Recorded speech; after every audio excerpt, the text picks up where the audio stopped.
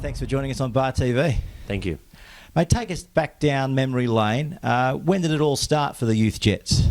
Yeah, I think previous teams that existed in the NSL, there's always been a youth team in place, and I think once the A-League become established, they made sure that each of the teams representing their location had a youth team underpinning their senior program.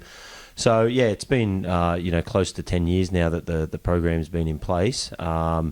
And obviously, there's been a lot of, they've evolved a lot in that time. Now it's a lot more professional.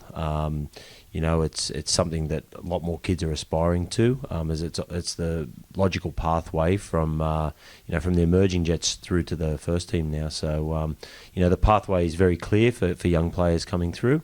It's the first step to becoming a professional footballer, because we try and treat it very similar to how the first team program works. Yeah, just coming in today, here at the facility, hundreds of kids. So as far as development goes in football in Newcastle, it looks like it's flourishing at the moment. Yeah, definitely. I think the underpinning programs from nines through to the youth team now, it's in place. It's been operating for several years. The youth team a little bit longer. But what you can see is a real progression now, and obviously some interchanging of roles, i.e. a player that's doing well can be pushed up from an under-18s team to a youth team, or from an under-9s team to an under-10 team. And likewise, the players that may be a little bit underdeveloped can go back the other way and still get an experience and play with younger kids, more likely to be in a similar place from a physical perspective. So, there's a real route for a player to get through from under-9s to the first team now, which has never happened in Newcastle before. And it's nice to see from a youth coach, because eventually we're going to see some players that have been through and progressed through every age group, and hopefully one day put on the shirt of the first team. A lot of people watch this program from interstate, and they always try to say, oh, that guy does well, he can kick a ball. Rattle off a few names that we should keep an eye out for going forward here at the Jets. Yeah, we've got quite a few that are sort of on the radar. This week we actually had 8 or 9 players that went in and trained with the first team. This season we've probably seen a young boy called Cameron Joyce, who's returned from the AIS. He's a product of the system down there and been in some of the junior national teams. So Cameron's one that Scott Miller's kept a very close eye on.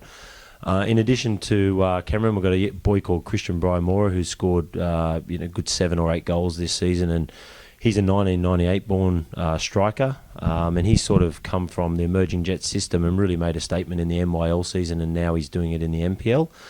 We've also got a boy called Andrew Powiak, who's been training with the first team last year. He's 1996 born, that's had a taste of first team action in trial matches, and he's in his last year of the program, so he's one that's trying to knock on the door to get a contract for next season with the Jets. As well as that, we've got some other young players, a young boy called Angus Thurgate, who was born in the year 2000, very young, good product, come through the emerging Jets system, and he actually relocated from Port Macquarie.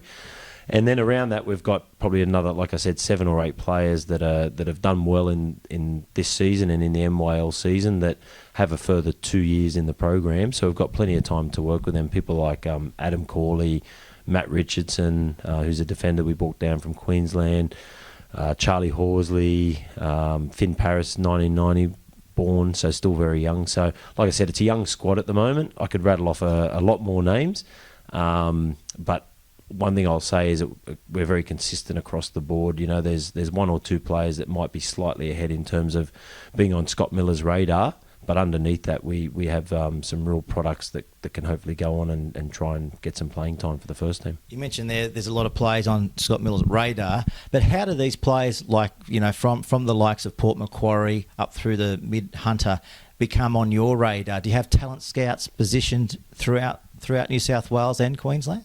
Yeah, the network, there's a lot of people that work in football in Newcastle that work behind the scenes that try and make sure that we identify players. The scouting network, I think although it's a big area, the football contacts, everyone knows everyone from here right up to the Queensland border. So what usually happens is the state championships is a good indicator of talent coming through. Obviously, they're playing a tournament, round robin style tournament that helps us identify players. And from that, we can start to invite players down for our Emerging Jets program. And if they're doing well, we can look at a possible relocation once they become teenagers. It's very hard to do at a young age. So, yeah, there's systems in place that try and make it work for the country players. But also we've got a very good talent pool of players in our own backyard here who have access to the football facility that can train 3 to 4 times a week. And like I said, there's just that progression through the age groups now. It's very easy to identify who's overachieving that can be pushed forward and who needs a bit of help and might need to be sent back if they're struggling physically. And mate, what about yourself personally? You love being back at the Jets? Yeah, it's good. Obviously, I wasn't around when the youth team started out here, so from about 2010 when I relocated, I've seen the evolution of the youth team to its current form, and I think every year it's got a little bit better, the program, and there's still a lot of room for improvement in terms of adding resources and personnel to the program that we currently have. But what we're trying to do is mimic or replicate what the first team do and try and educate our players so that when they step into the first team training environment, it's very similar to the one that they've come from, and there's not too many adjustments that need to be made. And so far that's worked quite well. Now it's about making that push under new ownership to actually try and get players to become regular players and join people like Ben Kanarowski and become local products that represent their town for the medium to long term, not just for 1 or 2 games. You mentioned there the new ownership. That can only be a good thing for the Jets moving forward? Yeah, definitely. The state that the club ended up in, under 12 months ago was one that we probably don't want to see again. And that's the challenges now. The stakes are very high in football, and a lot of teams all want the same thing, and that's to play Asian Champions League or to win the A-League. And that becomes very hard to try and stay ahead of the pack. But under new ownership and a new direction, hopefully now Newcastle's got the opportunity to do 2 things. That's number 1, become a competitive force, but number 2, to try and get some homegrown players to come through our system from under 9s all the way through to the first team. And I think we're probably 3 or 4 years away from seeing our first player that goes the whole way through. But work is definitely in progress to try and make that happen. I guess to a point, football sells itself, but what would your message be to the mums and the dads that may have 4 or 5-year-olds thinking, which code will I play? What would you say to those guys to support the switch possibly to football?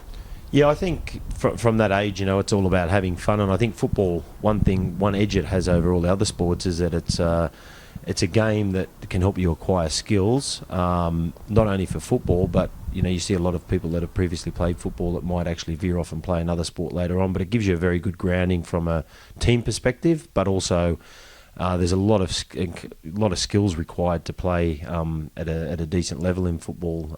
So that coordination, the ability to follow tactics and instructions, it's a great one to start with. And we hope once a young child starts to play football that they stay involved with the game until they become an adult. But in reality, the pathway's there now. So you talk about a young kid starting at 5 years old.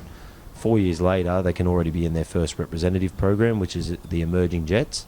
And I think the main thing up until, they're probably 11, 12 years old is that they just play for the fun of it. They play to enjoy it. They play because they love the game and they want to enjoy new experiences. And I think once you start to show some real acumen for the game by 12 years old, people already understand that you're going to be a decent player. I think then the real work starts. But for me, up to 12, it has to be about enjoyment. Yeah, fantastic. Well, mate, thank you very much for having a chat with us on BarTV today. Really appreciate that insight, and you're doing some great things here, and good luck for the future. Thank you very much.